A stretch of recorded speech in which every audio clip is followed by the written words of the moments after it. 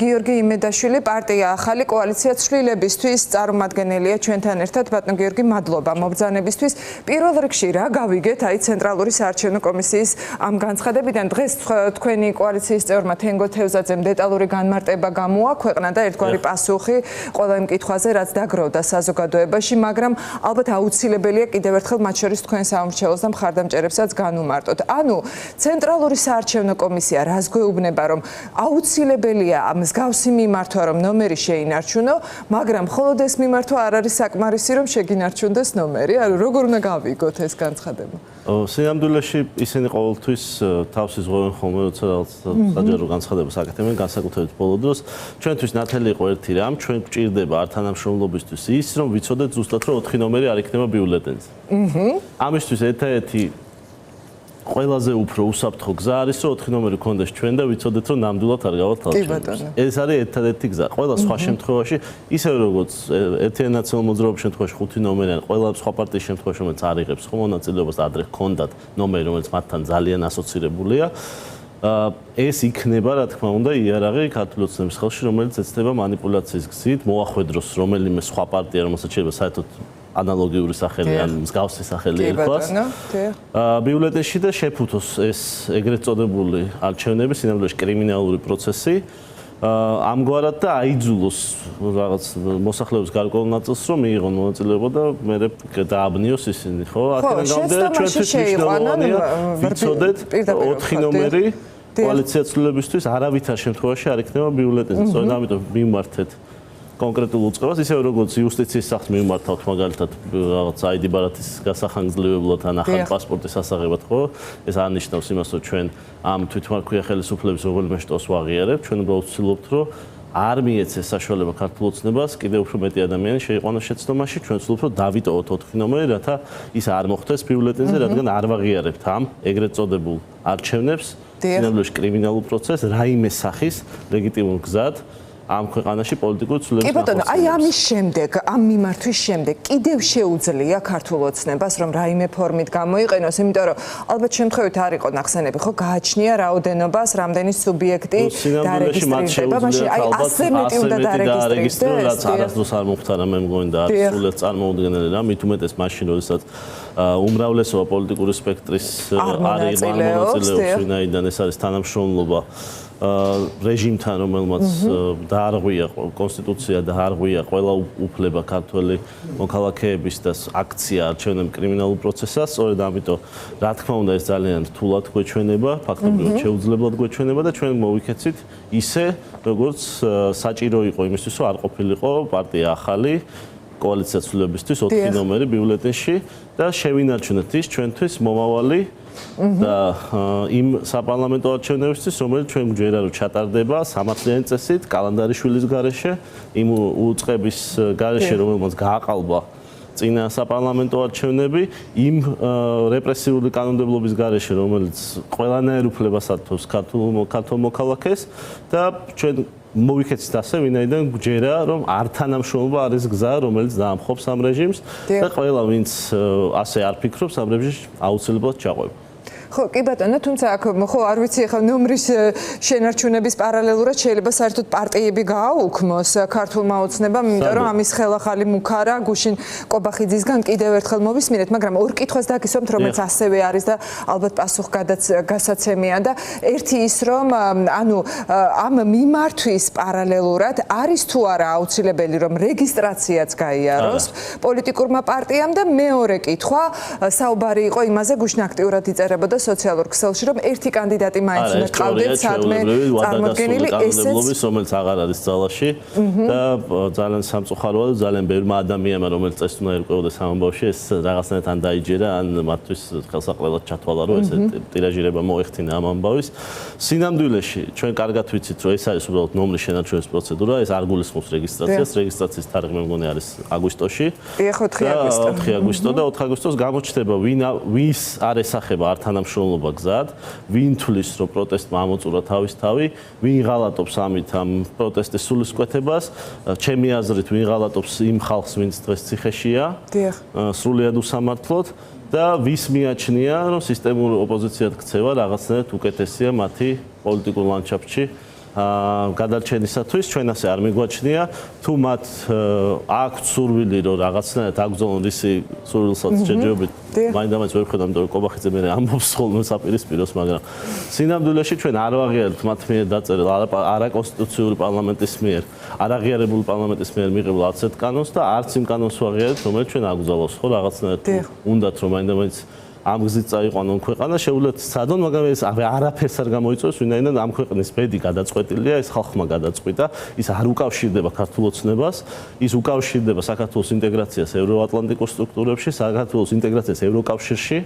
და საქართველოს გამთლიანებას და აი ამ სამივე საკითხს ქართული ოცნება თავისი სიტყვითა და საქმით დღეს ეწინააღმდეგება ქართულმა ოცნებამ უკვე დაკარგა თავისი წევრებისთვის ვიზა ლიბერალიზაცია მათ ეგრეთ წოდებულ პრემიერ-მინისტრს კი თავისი აღიარებით უწევს რომ ვიზა აიღოს და ისე წავიდეს ევროპაში ანუ ისინი ჩვენ ვერ შეგვინარჩუნებენ რაღაცას რაც თვითონ უკვე დაკარგეს ეს გამორიცხულია სწორედ ამიტომ ამას ემსახურება დღეს მათი თავდასხმა ისე ევროკავშირზე და ისე გლობალური ომის პარტია ხო გლობალური ომის პარტიაზე და სწორედ ამიტომ ამას ემსახურება რაღაცნაირად იქნებ ვიღაცას გადააბრალონ თითქოს ომისგან თავდასაცავად დავკარგეთ ვიზა ლიბერალიზაცია იმიტომ რომ მათ შეიციან ამ შენარჩუნების საშუალება მათ ხელისუფლებას არ არის და იციან რა შეიძლება მოყვეს ქვეყანაში ამას სადაც 80%-ზე მეტი აი აბსოლუტურად არაფერი არ ცვლის ამას არანაირი მოცემულობა რომ ევროკავშირი უნდა 10000-მდე ადამიანს ფიზიკურად სიცოცხლეს ჩუქნის ვიზა ლიბერალიზაციის პროგრამა ყოველწლიურად და რას აპირებს მაგალითად ეგრეთ წოდებული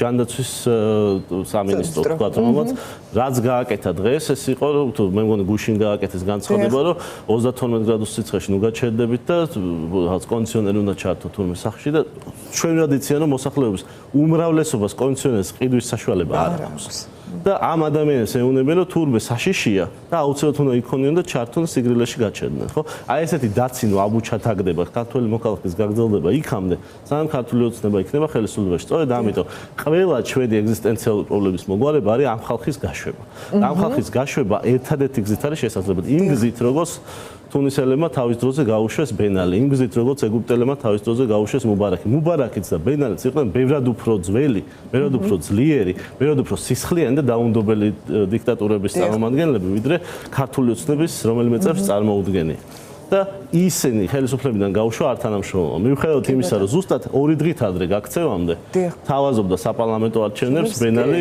მოსახლეობას და უარყო ის მაშინდელმა ოპოზიციამ, მაშინდელმა სამოქალაქო საზოგადოებამ თუნისისას, ვინაიდან რატომ? იმიტომ რომ საპარლამენტო არჩევნები თუნისში არ იყო ხელისუფლების შემცვლელი არჩევნები, ის იყო საპრეზიდენტო რესპუბლიკა და ეს იყო სრულიად მოჩვენებითი პროცესი, კრიმინალური პროცესი, სადაც ედეიგივ შედეგს აფიქსირებდა პარტია ყოველ არჩევნებში. აქედან გამომდინარე, ზუსტად ეს ანალოგია დღეს ჩვენთან, ამიტომ საჭიროა არათანამშრომლობის გაძლიერება. ზუსტად ბატონ გიორგი, ეს არათანამშრომლობა, როგორც თქვენ ამბობთ, და ხვალინდელი აქციაც იქნება ალბათ ამის დემონსტრირება. კიდევ ერთი და ნახოთ ახლა რა განცხადებები გაკეთდება უკვე უშუალოდ აქციაზე, მაგრამ აი ეს არათანამშრომლობამ უნდა მიიღოს ალბათ რაღაც უფრო მკაფიო ფორმა და უფრო მკაფიო შინაარსი რა იგულისხმება. ჩვენ უნდა პრაქტიკული მოლოდინები გავაჩინოთ. ეს არის როგორი უნდა იყოს? ჩვენ უნდა მოვუყვეთ მაგალითები იმ საზოგადოებისა, რომლებმაც მოახერხეს არათანამშრომლობით გაეთავისუფლებინათ თავი დიქტატურებისგან და ამის რამდენიმე მაგალითით მე უკვე მოვიყვანე, ხო? ჩვენ უნდა მკაფიოდ თქვათ რა ფაზები გველის. ეს ფაზები ძალიან დიდი ნაწილი უკვე გავლილი გვაქვს ხო ჩვენ ამ გზის და ეს გზა მოგვიტანა ჩვენ არათანამშრომლობა, იმიტომ რომ არათანამშრომლობა დაიწყო პარლამენტში არ შესვლით, იმიტომ რომ ეს საპარლამენტო არჩევნები გაყალბებული იყო, გაგრძელდა საგარეო არაღიარებით ქართული ოცნების, რომელმაც მერე მოიტანა სანქციები და სანქციები ბიძინა ივანიშვილს რისთვის ადეს ხო რუსეთთან თანამშრომლობისთვის. რუსეთის საქმე რეგიონში როგორ მიდის, ამას კარგად ვხედავთ ხო? აი წინა გასული წლის დეკემბრიდან მოყოლებული რუსეთმა დაკარგა ყველა ბლოკპოსტი, რომელიც ჰქონდა რეგიონში. დაკარგა სირია, რომ მოუყვეთ ჩრდილოეთით ხო, დაკარგა ირანთან ფაქტობრივად ისე განადგურეს ირანის სამხედრო პოტენციალი და მისი ყველა მოკავშირე. რეგიონში რომ რუსეთმა სამზერის მეტი ვერაფერი ვერ გამოსცა და ამისთვის დიდი საყვედური მიიღო თვითონ მისი ყოფილი პარტნიორებისგან ხო ირანში. იგივე ხდება აზერბაიჯანსა და სომხეთს, საერთოდ ისტორიულ მინიმუმზე არის რუსული გავლენა, ბოლო 350 წლის მანძილზე რა ვთქვათ, არასდროს ასეთი ცოტა გავლენა ამ რეგიონზე რუსეთს არ ქონია და შემდეგი, აი რა მოდის ხო, სირია ირანი, აზერბაიჯანი, სომხეთი. რა არის? ამათი მოსაზღვრე ქვეყანა არის საქართველო. შემდეგი ქვეყანა, სადაც რუსეთის ინტერესები და გავლენა შემცირდება ნულამდე, იქნება საქართველო.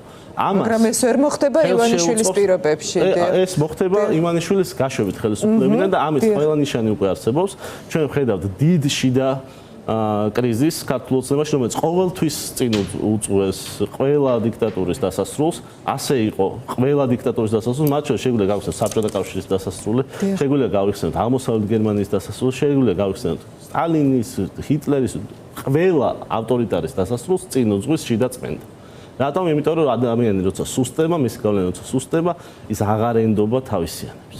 ამას ჩვენ ვხედავთ ლილუაშვილის კლანის მოშორებაში, ამას ჩვენ ვხედავთ გომელაურის კლანის მოშორებაში, ამას ჩვენ ვხედავთ რიჟვაძის კლანის მოშორებაში და შიდა გარჩევებში. ამას ჩვენ ვხედავთ ღარიბაშვილის კლანის მოშორებაში, იმიტომ რომ ეს იყო საფუძველი ქართული ოცნების ძალაუფლების. აი ეს რამდენიმე ფეხზე მდგომი სკამი იყო ქართული ოცნების ძალაუფლება და ამ სკამებიდან დარჩა ამ სკამის საყრდენებს დარჩა მხოლოდ ერთი საყრდენი, ეს არის კობახიძის კლანი, რომელიც ამ კლანებს შორის ყველაზე შემძლე და უნარიანიც არ არის და არ შეიძლება ძალაუფლება ემყარებოდეს მხოლოდ ერთ საყრდენს და ეს აუცილებლად მოიშლება, მით უმეტეს რომ ამ საყრდენის ერთადერთი გამამაგრებელი არის რუსეთი, რომელმაც ყველა სხვა საყრდენი ამ რეგიონში უკვე დაკარგა.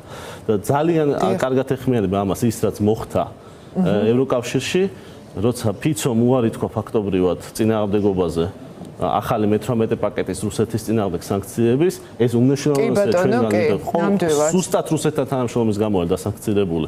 ბიზნეს იმაშიც არ არის დასანქცირებული მაგნიტსკის აქტით, როგორც არის გომელაური და სხვები, ის არის დასანქცირებული რუსეთთან თანამშრომლობის გამო და რუსეთს დღეს უპრეცედენტო სანქციებს უწესებენ ერთიანი ევროპული ძალისხმევით. ეს არის მნიშვნელოვანი.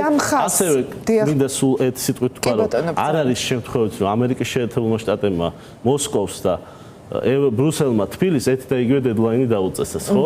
ეს არის 50 დღეც დაახლოებით, რომელიც მიწეს ორივეს. არ არის ეს შემთხვევითი. დიახ. ჩვენ ყველამ ვიცით, რომ ქართული ოცნების ხელისუფლება დამთავრდა სხვა სურნელი ტრიალებს ამ ქალაქში დღეს. ჩვენ ვიცით, რომ ეს ხელისუფლება მთავრდება. სწორედ ამიტომ მე მინდა კიდევ ერთხელ მოუწოდო იმ პარტიებს, რომელსაც ემუქრებათ სისტემურ ოპოზიციად ქცევა, ლელოს და გახარიას პარტიას გულისხმობ. შემოუერთდნენ არა თანამშრომლობის კამპანიას, დაბრუნდნენ იქ, სადაც ყველამ ერთად დავიწყეთ ბრძოლა და ნუ ეცდებიან რომ რაღაცნაირად გაუხანგრძლივონ ამით ქართულ ოცნებას. დღე ვინაიდან ეს წუთები და საათები უკვე დათვლილია. ამას არაფერი აღარ შემოატრიალებს, ეს შეიძლება დღეს საღამოს და ხვალდილას აუცილებლად დადგება და აი ამ გახანგრძლივებისთვის მოიჭრიან თავს და უღალატებენ იმ პროცესს, რომელიც ამდენი თვეა მიდის საქართველოში, რომელიც აუცილებლად დასრულდება ქართული ხალხის გამო. ხო, ანუ და მოკლედ მითხარით, ან თქვენ ფიქრობთ, რომ აი იმ ხაზს, რაზეც ახლა თქვენ საუბრობდით, ხელს უშლის ამ პარტიების შესვლა ადგილობრივ არჩევნებში და ახანგრძლივებს ივანიშვილის. არაფერი ჩვენ არ გვექნებოდა საერთაშორისო დელეგიტიმაციის თვალსაზრისით, არც შიდა არაღიარების თვალსაზრისით. 4-დან 2 პარტია, რომელიც გამოაცხადა CSKOM პარლამენტში არჩეულად, ხო? რო შესულიყო პარლამენტში და ამ პარლამენტს რო ეფუნქციონირა. მოხდებოდა ის, რაც მოხდა 2020 წელს და 2020 წელს ჩვენ შეგვენარჩუნებინა თანამშრომლობის რეჟიმი, დღეს ბიზნეს ივანიშვილი და ქართული ოცნება არ იქნებოდა ხელისუფლებაში. და საქართველოს ექნებოდა არა მხოლოდ ვიზალიბერალიზაცია, არამედ ექნებოდა კანდიდატის სტატუსი, რომელიც უკვე გაისად ან 2 წელიწადში შეგვიყვანდა ევროკავშირში. მაშინ როდესაც მთელი რეგიონი დაიცალა რუსული გავლენისგან და აღარაფერი დარჩა ხელის შემშლელი იმისთვის, რომ ამ რეგიონმა გადადგას ნაბიჯები უშუალო წევრობისაკენ, ხო? ჩვენ კარგად ვიცით რა გველოდება თუ კი ბიზნეს ივანიშვილს გაუშვებთ ხელისუფლება. გველოდება ყველაზე დიდი სავაჭრო პარტნიორი, ეს არის ამერიკის შეერთებული შტატები, გველოდება მეორე ყველაზე დიდი სავაჭრო პარტნიორი მსოფლიოში. ეს არის ევროკავშირის სივრცე, სადაც 500 მეტი მილიონი ადამიანი და ყველაზე უფრო მსყიდველუნარიანი ადამიანი გველოდება და ჩვენ გველოდება არა მხოლოდ ვიზის ლიბერალიზაცია, არამედ ევროკავშირში გაწევრიანება და ეს არის ჩვენი ფუნდამენტური გზა საქართველოს გამთლიანებისგან, სამაჩაბლოს და აფხაზეთის დაბრუნებისგან, რომლის აღიარების თვალსაზრისით არაფერი გააკეთა ქართულ ოცნებამ და სირიის აღიარებს უკან წარებასაც კი არ დაუჭირდა მხარი. ეს არის ფუნდამენტური შეცდომა ყველასი, ვისაც მიაჩნია, რომ რაღაცნაირად საკუთარ ინტერესებს დააყენებს სამშობლოს წინ და აუცილებლად ამისთვის ამანამიანებს მოეკითხება. დიდი მადლობა. მადლობა გიორგი იმედაშვილი, კოალიცია ცვლილებისთვის წარმომადგენელი იყო ჩვენი სტუმარი.